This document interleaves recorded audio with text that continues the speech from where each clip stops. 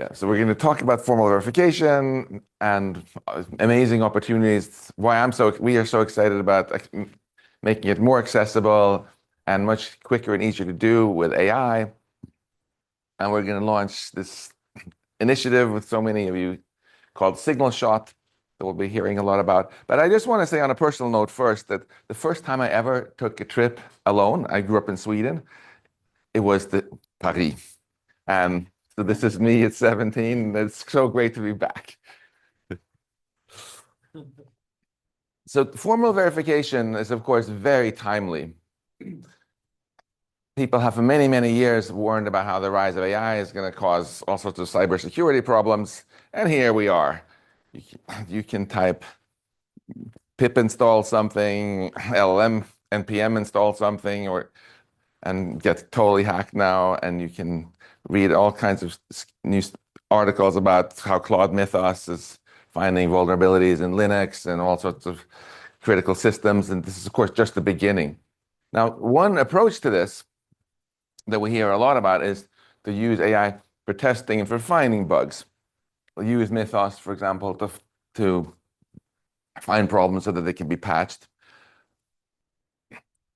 But debugging can never guarantee that you found all the bugs. And as AI gets better, if you haven't found all the bugs, it's quite likely your adversary will find them eventually. So, of course, there is another approach, and that's what we're here for today. Formal verification, where you actually prove that there are no bugs. Debugging can never try infinitely many test cases, but formal verification can rule out, can say are no bugs. And now, to me, the question is not whether there will be more progress in formal verification, but the question is, will it be fast enough and will it be open enough? And we from the Beneficial AI Foundation really want to help make a difference here. We need it to happen quickly, of course. And I think it's also very important that it happens in an open way, open source, open standards, open collaboration. Partly because I personally don't want us to end up in an Orwellian dystopia where only those who have a lot of power and a lot of money have the tools to be secure, and everybody else ends up getting hacked and surveilled and so on. So to me, this is very much a democratic idea that everybody should be able to be secure. Being open also has a huge advantage that we can make much faster progress and really get ahead of this if we all work together as a community. We've seen again and again in history where if there's some company who has a monopoly on something, that tech tends to move a lot slower than something like Linux or Lean. And if we do this in an open way, I think we can get into this virtuous circle where we get rapidly improving AI-powered tools for formal verification, meaning we get a lot more formally verified code out there, which produces bigger benchmarks that you can train still better AI tools on, and we can get this flywheel going. Let me first say just a few words about an open standard for trust. If I take a random person out there who wonders whether they can trust or not trust, for example, the Signal app on their phone, they probably don't have a PhD in formal verification.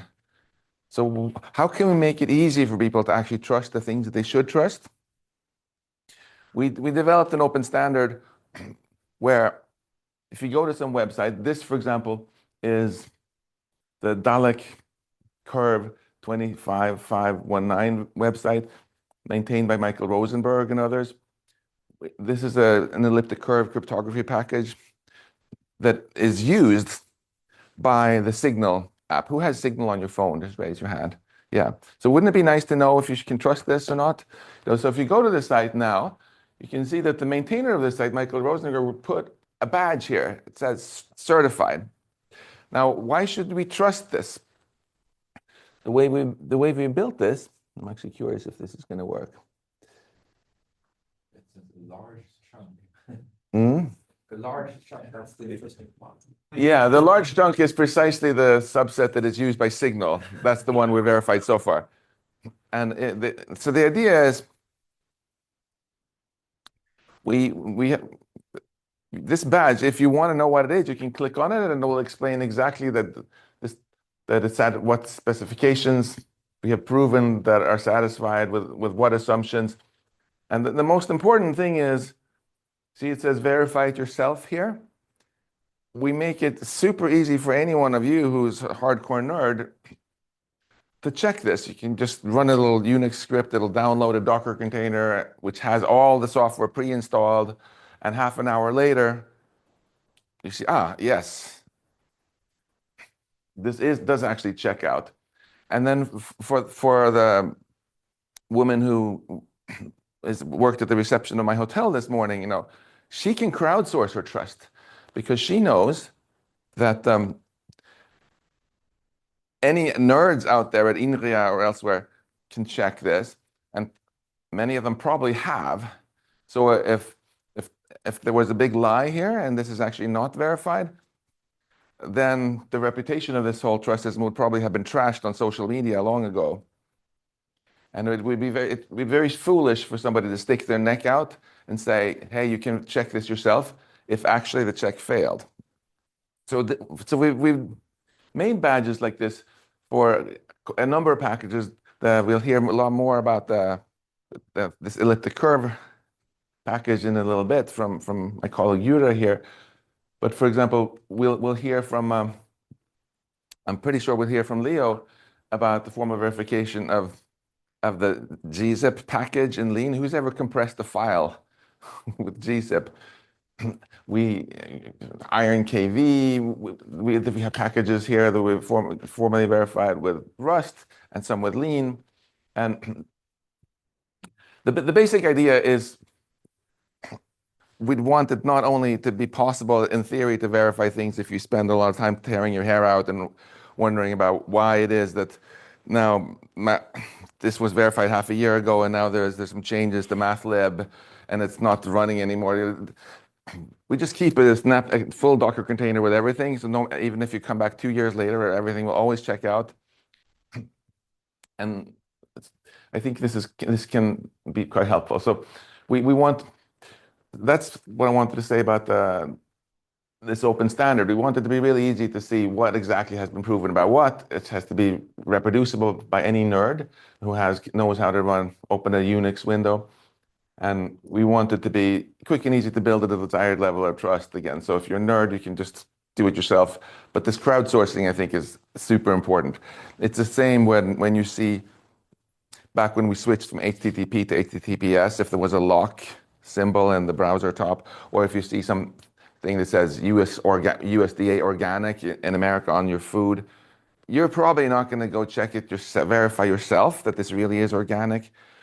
But you know that if they were lying, probably somebody else would have checked and you would have heard about it.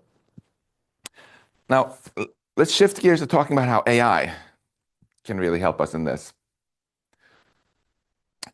both for formal verification and for what I'm going to call vericoding. So we've seen how obviously the rise of AI has revolutionized our ability to produce art and text and now code, and increasingly also proofs.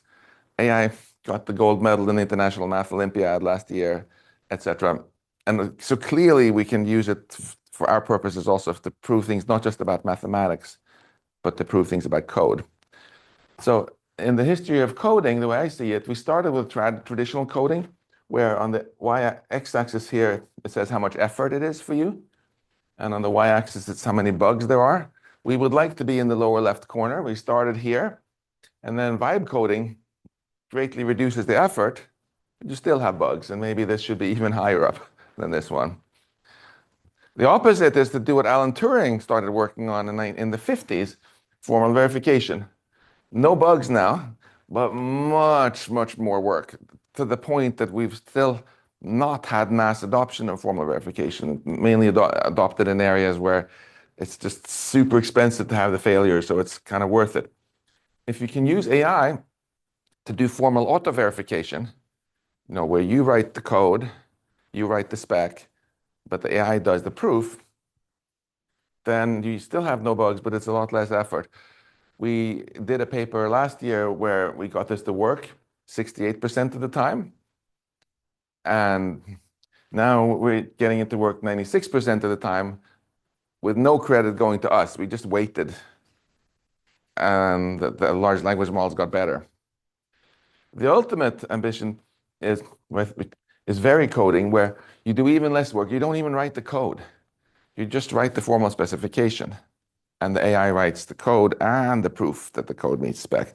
So this to me is the better version of vibe coding. You write the specification not in English in some somewhat vague way, but in a very precise way, so that if the AI succeeds, you know that it works. And this is harder than this, but we're already getting decent success statistics here. We wrote this paper. You can look at it on the archive. Many of us, raise your hand if you're in the room and you were part of this paper. Put them all the way up so people can see. They can ask you about it in the coffee break. But yeah, obviously, if we just sit back and wait for the AI LMs to get better, this is going to improve. Now, maybe yeah. Before I pass it to you, Jure, so you can showcase it a little bit as one example of how of some of the tools we've developed for the crypto package. I want to say zoom out a little bit. So I just spent the last 2 days in London at an AI meeting, which was focused on how we can make sure that this amazing technology creates a really great future for humanity rather than creating some sort of dystopia. One of the more popular things to worry about these days. And I want to convey to you that you obviously are here because you're excited about formal verification and proving that there are no bugs in code. But what you're working on is even more important than that. That's not the only reason formal verification is great. I'm going to argue that formal verification, if we can really turbocharge it and automate it to a significant extent, will also help with this AI safety problem.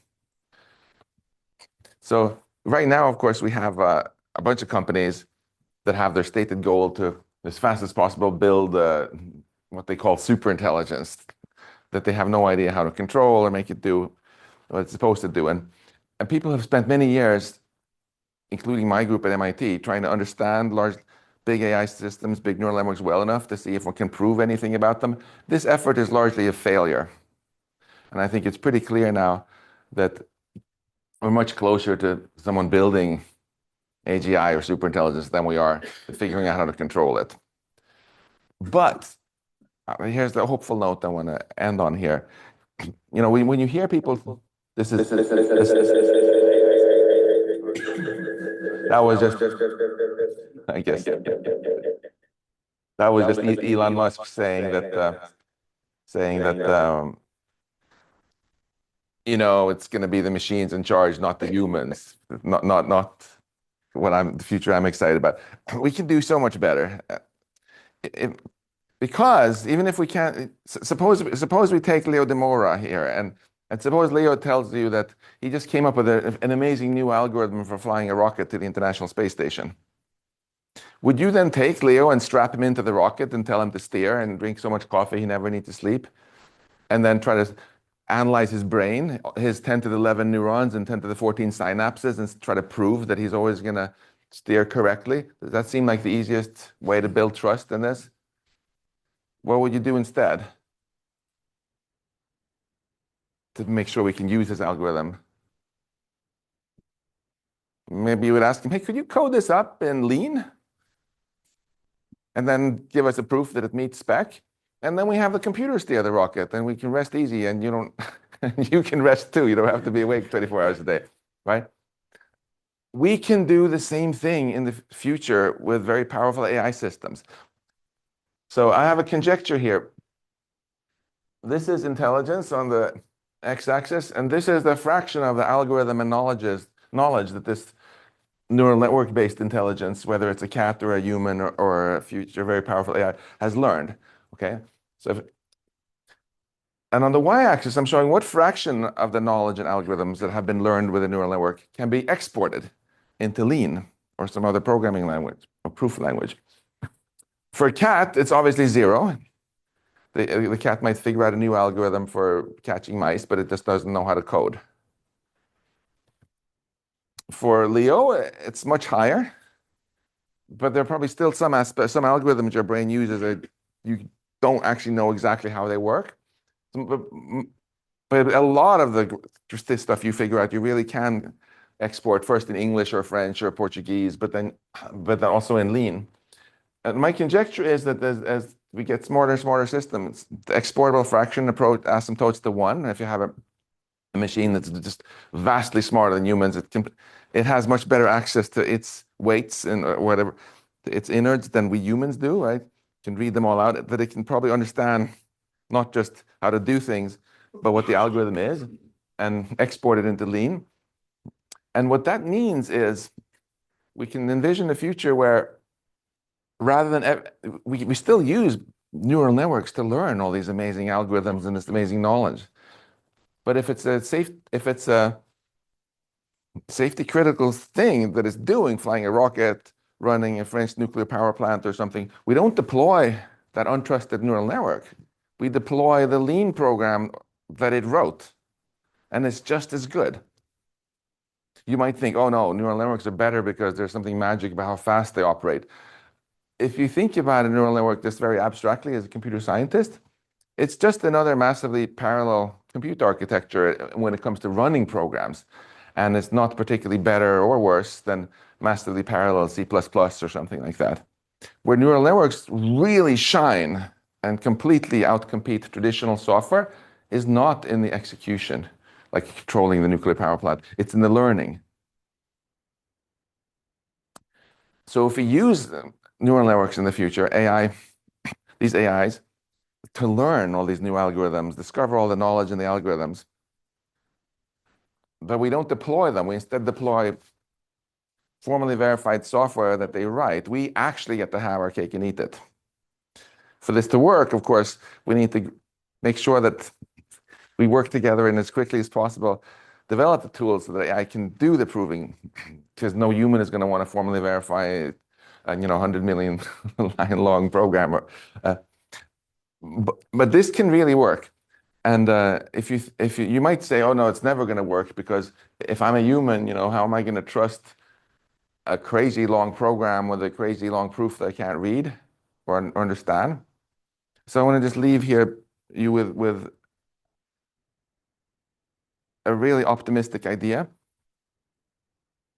Just like it's much more difficult to find a needle in a haystack than it is to verify that it is a needle after you found it, it's much more difficult to discover an algorithm, discover the code that implements it, and discover the proof proves it, that verifies it, than it is to verify that the proof is correct, right? Much easier to verify the proof of Wild's theorem or something like that than it is to come up with it in the first place. And in fact, all of you who are experts in formal verification know that you can write the proof checker, which is quite simple, that it can check any Lean proof. And we humans ever have, the only thing we code that we humans actually have to really understand and trust is the proof checker, not the proof finder, and not the thing that writes the code. So in summary, I think if we can make progress on the urgent problem of formal verification, so we can trust our software, find the bugs, this will also greatly increase our optimism about a future with powerful AI systems, because we will know that we can leave rather untrusted AIs air-gapped in some basement somewhere and deploy a lot of wonderful tools that they produce with great confidence. Because no matter how smart they are, they can't do the impossible. So the systems we get will always obey our human specifications. So with that, I'm going to hand over to Jure, and we'll switch to this laptop.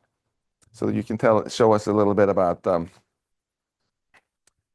again, while he walks up and gets connected, I'm just going to say that in preparation for the signal shot that we're going to be spending the rest of the hour introducing here, we built a bunch of open tools to facilitate collaboration and various other aspects of this. And as a warm-up project, we talked with, so we were told that, Rolf, where are you? Yeah, that one of the things that cost the most sleep to people on the Signal team was this elliptic curve package that is used by Signal for the cryptography that they hadn't written. So we spent about 5 months formally verifying that, and I'll pass it over to you because it's finished now. We did it both in Lean and in Verus. Okay, so hello, welcome. I'm Jure. I'm one of the people who worked on the Verus aspect of verifying Curvedalic. But let me first, before I get into that, let me first explain what it is that you're seeing here. So you see here a snapshot from something called VeriLib. So let me introduce that briefly, and then I'll talk about Curvedalic in the context of VeriLib. So the problem in front of you is this. There is an ongoing verification effort, or maybe something that's already concluded about some package, let's say in this case Curvedalic. And you really want to understand, like, what is the state of that verification effort, right? Maybe you're part of it, maybe you're somebody external who's just curious, but really, how do you jump into one of these projects? How do you understand, like, what has been proven, what hasn't been proven, what is there left to do, what is never going to get touched, right? And VeriLib is sort of the answer to some of these questions. It's meant to be a suite of tools that help people understand the state of verification, maybe help them do the verification itself. This in particular is the web interface for it. And I'm going to show you like a quick tech demo as basically a way to visualize the state of your project. Now, hopefully, if I click this, this just works. Very good. Okay. So VeriLib allows you to, like I said, to visualize the state of your project. Now, this is a project that's already concluded, so it's a little bit more boring than ongoing projects. Because in a real project, you would have certain statements that have not been touched, certain functions that have been specified but not verified, certain functions that have been verified successfully, and some that maybe where the proof fails for one reason or another. Here you would see what we call molecules. So in this case, you can think of them as folders or files, and then inside of them there would be atoms, which would be like terminal functions in a specification. And you would see like a progress bar here on the bottom that's right now obviously green because everything is done. I would tell you like how far along we are in the verification effort of whatever this repository is. Now, in this case, Curvedalic is a cryptographic Rust library. So what you're seeing here is the Verus proofs of Curvedalic. So let me just show you what one of these looks like. Let's see. So we're going to look at a function called reduce. Is one of the fundamental functions here that deals with field elements. So what do you see here on screen? If I go, let me show you the molecule. So this is the file called field.rs, and you can see here in this file, there's a bunch of functions here labeled in green. You don't have to look at the names of them. And then a bunch of functions here that are specifications that we are not really concerned with verifying. These are just here to help the effort, but these are the actual Rust files. One of them is the function called reduce. Hopefully you can see it here. And this is the Rust source. So the way Verus works is there is formal specification embedded inside the Rust source file, and at compile time it goes away, and all you're left with is the actual original Rust code. So you can see here, this is a Rust atom called, the function's called reduce. We have annotated it here with the post condition, which says here, if you execute this function, all of these things here written in the Verus dialect, all of these things hold. So for example, whatever you get as the result, which is some representation of a field element in the finite field, if you take that value, it is converted to a natural number because there's like a particular representation of this. It's less than 2 times p, p here being the prime that defines the field. So all of these things. And then there is a proof block that basically contains, in this case, like outsourced proof of all of these post conditions, right? And then here below, you see the original unmodified source code. So this is what this looks like. You can go to this. It will have a status, like I said, here in green, because what this means is we have automation that checks this. All of these things hold by these proofs. And if something didn't hold, this would be red, and you would see, oh, there's a problem with this. Or this would be blue, and this is, oh, this is being worked on, right? So this is basically a visualization engine to try to understand the state of your project. If I go back to the other slides, so we have the same thing here. So we support right now mostly Verus and Lean and a little bit of Daphne, although we haven't worked with that all as much. So I can show you the same thing for Lean. It's the same repository. The difference here with Lean is, of course, and you can see here, this one is structured a little bit differently because the way we approach this on the Lean side, unlike with Verus, where the annotations live inside the Rust files, Lean, by extension Aeneas, what it does is it takes the Rust as source and it generates Lean files in addition to the original Rust files, leaves the Rust files unmodified. So if I go, I can look at the same function here, reduce, and I will see something different. So you see here, this is the same function. I will see these two things. So, oops, three things ideally. So I will see the Rust function here at the very bottom. At the very bottom, there you go. The original Rust function, right? Unmodified Rust code. And then above it is the translation. This is the output of Aeneas, which will give us a semantically equivalent representation, but obviously in Lean. And then above that, I can see here the specification, which is the part that is being proven about this function. If I can scroll this up on the touchpad. Apologies, I usually use a mouse. All right. So this is what the specification of this looks like. So for example, here's the natural language comments. It should be the same thing that I showed you previously on the Rust side, except of course here written in the language of Lean. And so you can use this basically for Lean, for Verus, to understand essentially where you're at with verification. I believe in the interest of time, this is about as much as I want to talk about here right now. We don't want to really go into the details of Kerdalic here. That's not the point today. So I'll give it up to the next speaker. Great.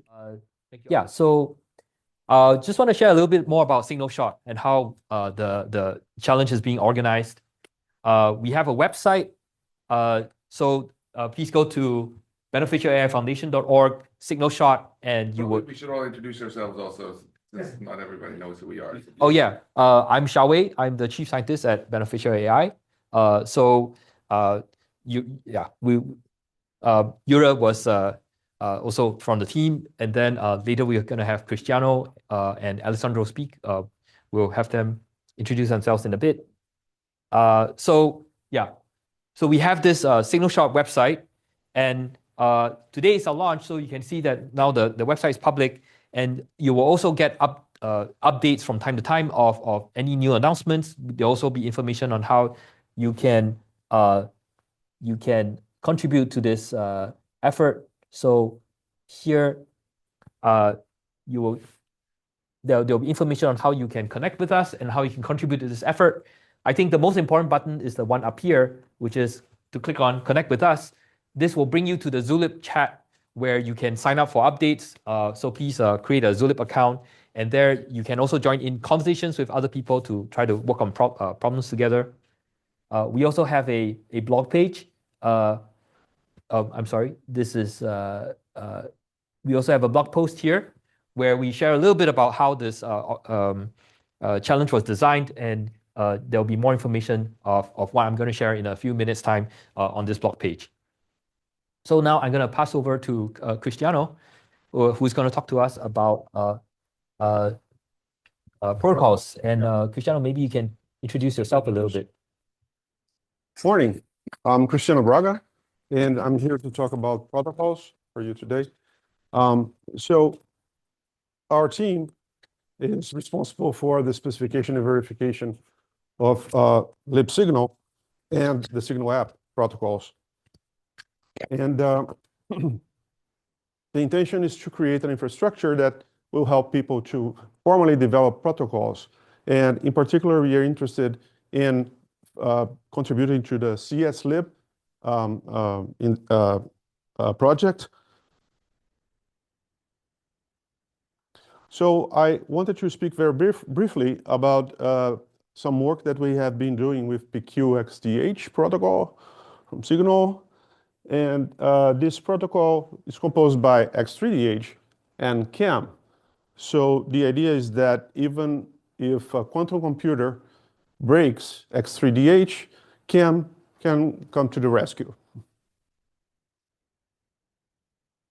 So to just very briefly again, in order to prove properties about these protocols, we need to understand the notion of security games, and they are essentially just a description of how the protocol itself interacts with an attacker. And a protocol is said to be secure if the attacker has no advantage while understanding if what he's seeing is actually a true thing that comes from the protocol or random. To make these proofs, people usually use the notion of reduction. So the idea is to take the game for the protocol and relate that with well-understood games. And if we actually manage to break the protocol, then it means breaking a well-understood and well-defined game elsewhere, which is usually not the case. So we worked with two properties. Both of them, they are passive. One at the classical level is the passive message secrecy, which we can prove in just one hop.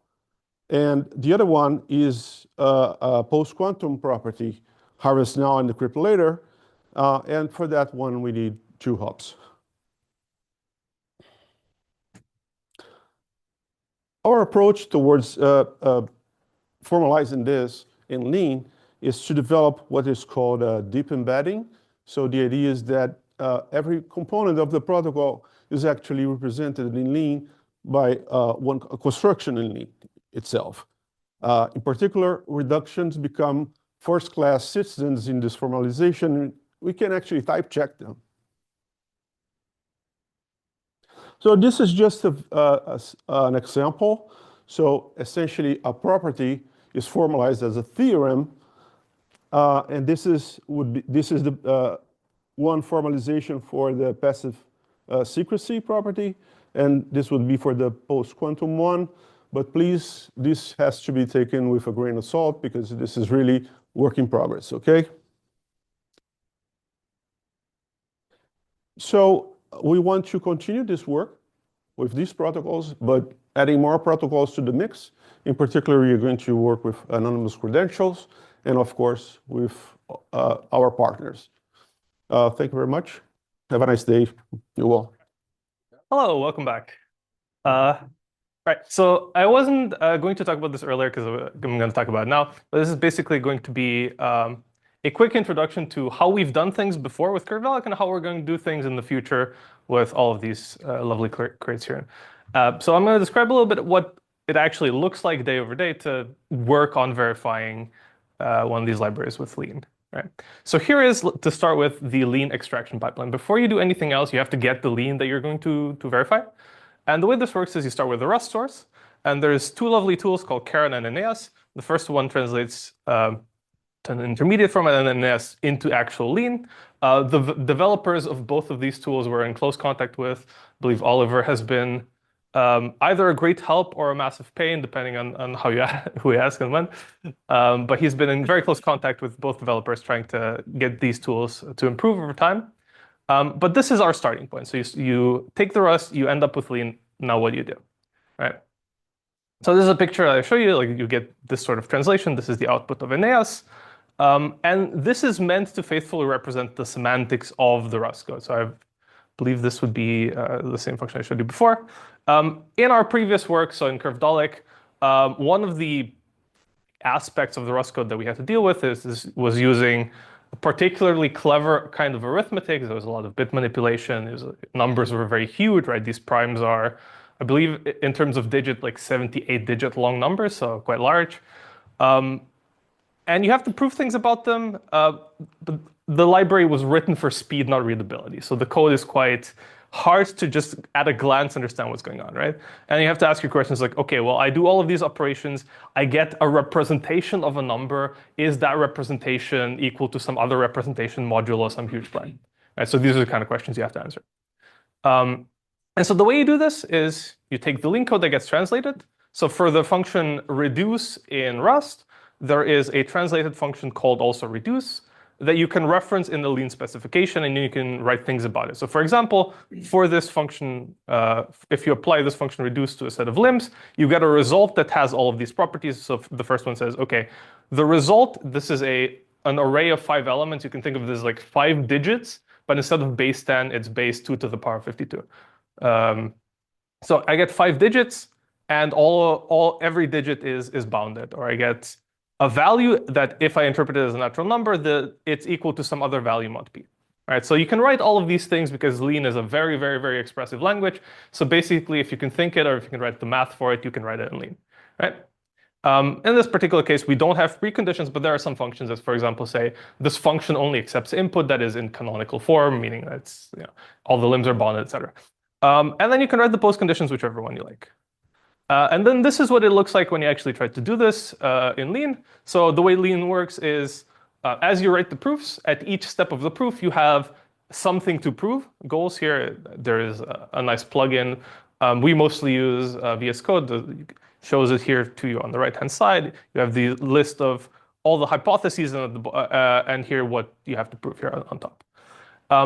And the key takeaway here is, writing these proofs can be easy or difficult depending on multiple factors. One is how good the person writing the proof is, if it is a person at all. And the second is how strong the tactics are in Lean, right? Those two are the two main components. Because if you have a very strong tactic in Lean, a lot of this proof can just magically go away. And this has happened actually several times during development where a tactic has improved. In particular, I believe grind is heavily relied on. And as that tactic improves, the proofs just get shorter because you don't have to do as much because the tool does it for you. It's great. And then when you're done with all of this, the proof looks something like this. So for all of these properties, relatively short. I'm not going to talk about this too much, but if you compare this to Verus, one of the trade-offs is Lean proofs typically much shorter than Verus proofs. For the trade-off of typically Verus proofs perform a little bit better. But during the course of our work, we've seen the Lean runtimes actually go down drastically, and we expect further improvements still. I believe there's a lot of people in this room who can tell you all about what things can be improved upon, so I'm not going to go too much into that. But yeah, so you end up with something like this. And as Max has touched on before, where does AI fit into all of this? Like, this is the task to be done, but how do you actually do it, right? And sort of these are the key takeaways from the projects we've done so far. So number one, humans are the ones writing the spec. The thing about specs is spec writing is hard, and there's really no way around this, right? So if you think about it, take a very mundane thing, like the chair you're sitting on right now. You've used the chair probably multiple times in your life, one of the first objects you were able to identify as a child. What is the specification of a chair?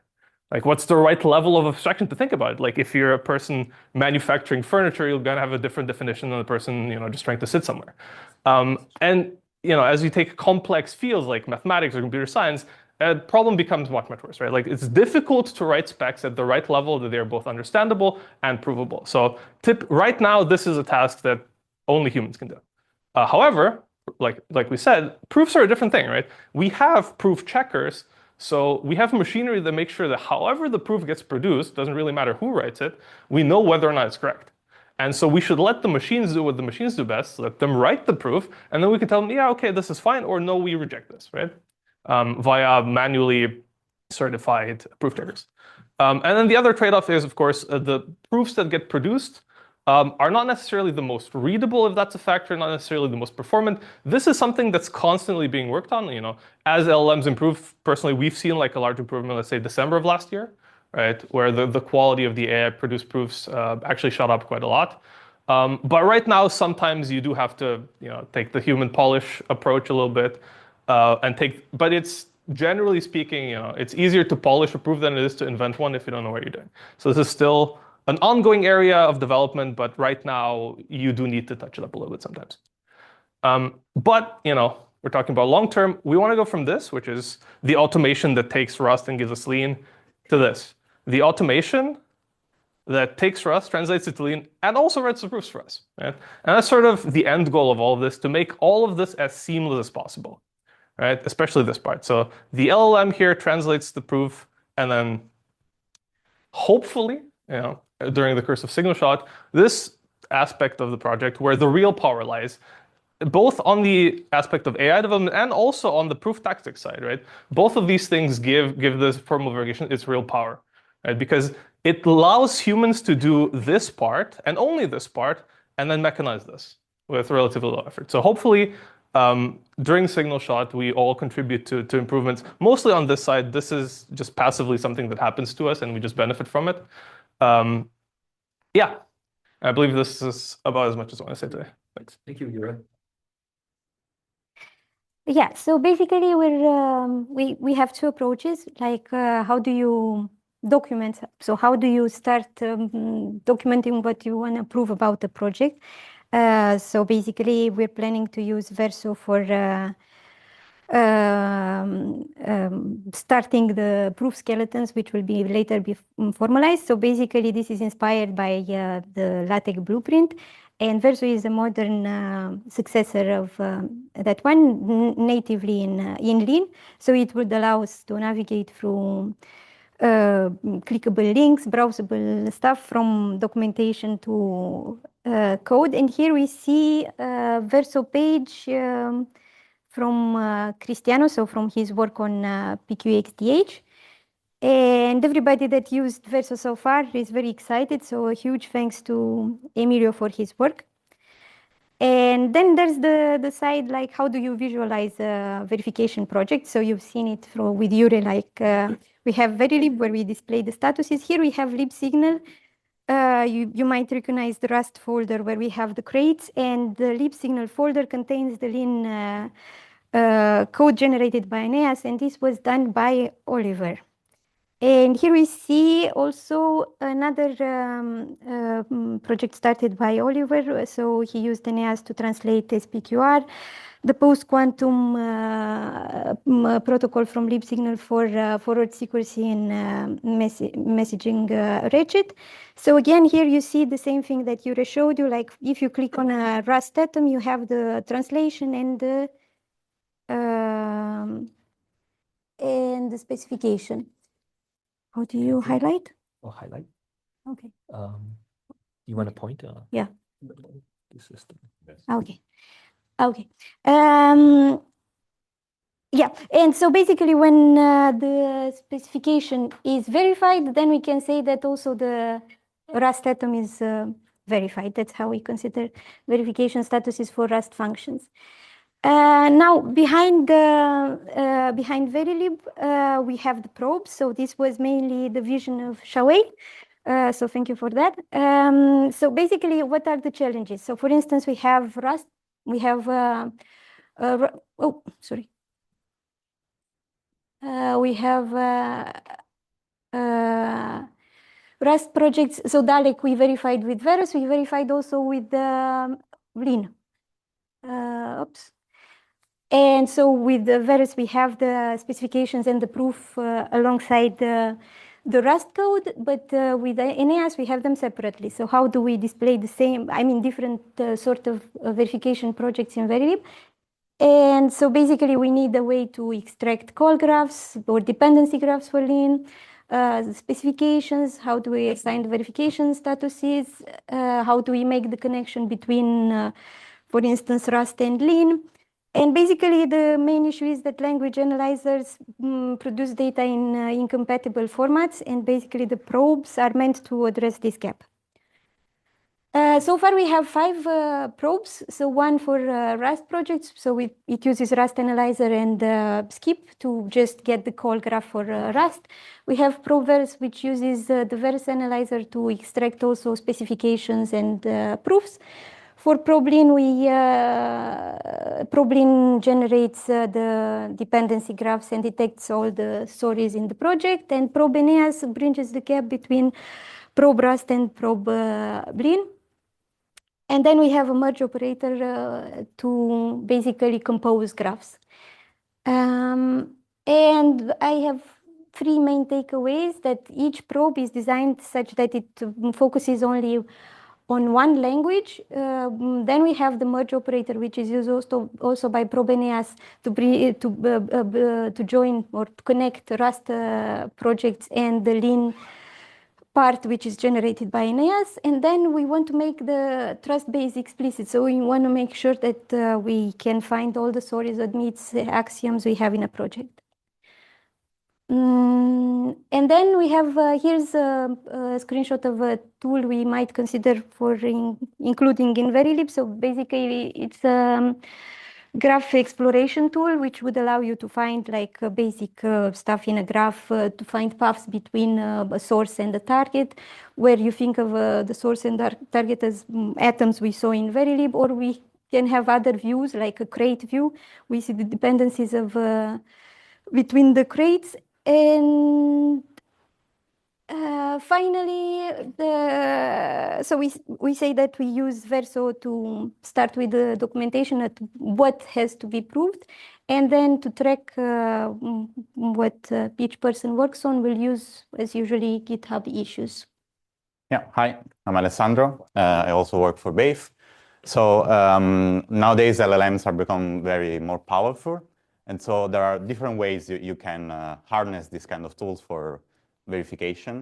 And there are multiple problems, of course. One could want a local model to run on your machine. One could use more powerful model on the cloud.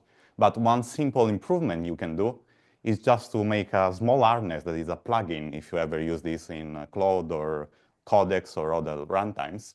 It's just a set of Markdown files that structure your workflow and help you in your daily works. So if in our case, we did a lot of functional correctness. And so what we did is to just develop something, a tool that helped us in everyday task. So as Jure said, one of the daunting tasks is to do a specification for a function in Rust. And what you should check every time is to check all the bounds, for example, of your function and make sure that it's fitting.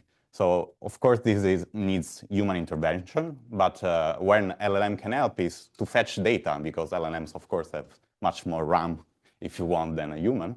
So they can help you to gather data that you then need to check, of course. You can't just rely on that, but helps you to do specification and helps you to do proofs and all the pipeline in specifying, verifying, and then check that the proof is maintainable. So in this plugin that we call FVS, basically you have the basic tools that can help you in this daily task. And we're developing as we go along. So right now we're tackling protocol verification, as Christiano said. So we're also improving on that side.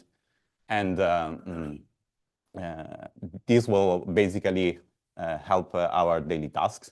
And we hope that also will help democratize this kind of things. So we want to bring formal verification to as many people as possible. So if you're an expert, hopefully this can help you speed up your work. If you're not an expert and you want to play around, this helps you to have like a roadmap to follow, because basically you have some kind of laid out tracks that you can take. And of course, we're relying also on the improvement of tools like Lean and Aeneas and all these tools that are getting better and better. So for humans, it's easier to use them, but also for LLMs, it becomes easier and easier. And we try to stream all this information in some sense also to this plugin so that we always stay up to date. And yeah, I think that's all I wanted to say. So I just want to finish off by talking about our next steps.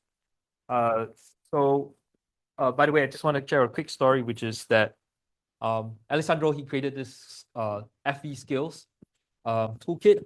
And at the very beginning, we were not getting a lot of good performance, but through time, we figured out, wow, it's the right way to get it to work. And I think I was really excited when one day Marcus, he was working on Dalek Lean. And one day he said, wow, this is amazing. And then he ran FV skills and it proved 6 theorems in one go after 3 hours. So we look forward to more things like that. So next steps for Signal Shot. I want to say that we are pretty much under construction right now. A lot of the tools that we see, we're building it as fast as we can. We're trying to get this ready for a big challenge like Signal Shot. And many people in the audience here, Sean Ho, for instance, is producing Aeneas. Leo and your team, a lot of people are doing improvements in Lean. A lot of work is going on to make formal verification a lot easier for software. And so I'm going to talk a little bit about some of the things that we are doing here at BAIF. So this is for instance, this is a dashboard that we are creating. One of the challenges of verifying signal is that there are many crates, Rust crates, as well as many mathematical models that go into verifying this. And so we will soon have a dashboard that shows you the progress of all of these different sub-projects. The challenge itself is going to be broken up into stages so that all of us can focus on a few things at the beginning. There will be a group of us who will be looking at the mathematical models of the protocols themselves, while a few of us, some other of us will be looking at the functions. We will look at the Rust functions. We'll translate them over to Lean with Aeneas, and then we will start putting specs on some of the obvious ones. And there will be some stage where the two teams here will need to work together to bridge the protocols. And I think one of the things that Rolf Schmidt from Signal is very interested in also verifying is the session management components, as well as looking at composing different parts of the protocols together and seeing if they're correct. And so this will be at a later stage.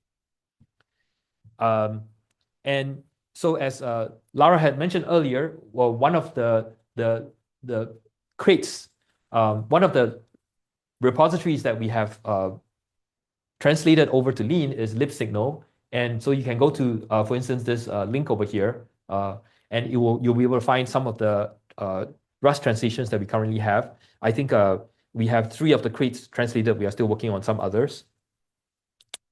You can already, for instance, if you go in there, you can already start seeing some of the translations as well as initial specs for 5 functions that we've done. And in fact, I think Trung, who was doing this, was very excited and also proved, Trung's over there at the back, he's also proved the specs for these 5 functions, but we will put up more specs so that each of you can get your hands dirty trying some things out. Same thing, we have another repo called SPQR, sparse post-quantum ratchet, or the triple ratchet we have already translated and also have some specs and proofs. Thank you, Trung, for that. And PQXDH, this is not a Rust crate. This is a mathematical model of the PQ, the post-quantum extended Diffie-Hellman algorithm. So Christiano had presented a little bit about that. If you go into this repo, you can already see some of the mathematical models that we've created in there. But as Christiano mentioned, the main theorems, I believe, are not quite in there yet, or we are still fixing that. So you'll see some updates about this soon. And last but not least, we have a group of collaborators from different organizations. You might see your name in there. Thank you so much for volunteering to help us at the initial stage when we were first starting up this project, this challenge, and that we hope to see more collaborators join us in helping to verify this very big project.